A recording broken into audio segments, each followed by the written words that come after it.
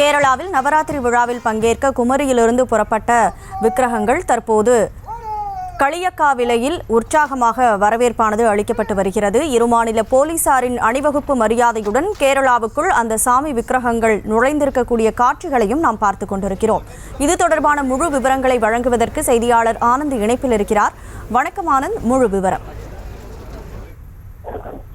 வணக்க கனிமொழி. கேரள மாநிலம் திருவனந்தபுரத்தில் உள்ள பத்மநாபர சாமி கோவிலில் வரும் 3ஆம் தேதி நடைபெற உள்ள நவராத்திரி விழாவில் பங்கேற்பதற்காக குமரி மாவட்டம் உள்ள சுவாமி விக்கிரகங்களான சுசீந்திரம் மூர்த்தனங்கள் அம்மன், குமாரகோவில் முருகன், பத்மநாபபுரம் தேவரக்காட்டு சரஸ்வதி அம்மன் உள்ளிட்ட சாமி விக்கிரகர்கள் நேற்று முன்தினம் சுசீந்திரம் கோவில் இருந்து யானை மற்றும் பல்லாக்கில் ஊர்வலமாக புறப்பட்டு பத்மநாபபுரம் அரண்மனை வந்தடைந்தது.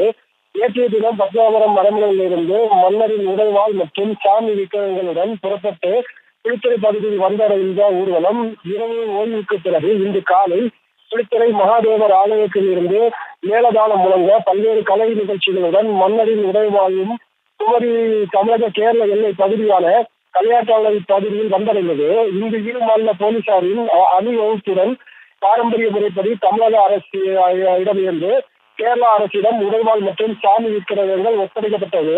இந்த நிகழ்வில் பங்கேற்பதற்காக நாகாலாந்து ஆளுநர் இல கணேசன், முன்னாள் மத்திய இணையமைச்சர் பொன் ராதாகிருஷ்ணன் மற்றும் கேரளா சட்டமன்ற உறுப்பினர்கள் உட்பட பல நிர்வாகிகள் உட்பட பலர் கலந்து கொண்டனர். இந்த சாமி ஊர்வலத்தை வரவேற்க வழி நடுவே பக்தர்கள் கூடியிருந்து பூஜைகள் செய்து உற்சாக வரவேற்பு அளித்தனர்.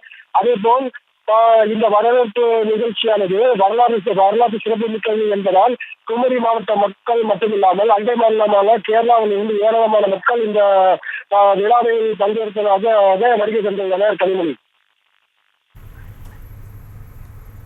முழு விவரங்களுக்கு நன்றி ஆனந்த். செய்திகளை உடனுக்குடனும் துல்லியமாகவும் தெரிந்து கொள்ள சப்ஸ்கிரைப் பண்ணுங்க.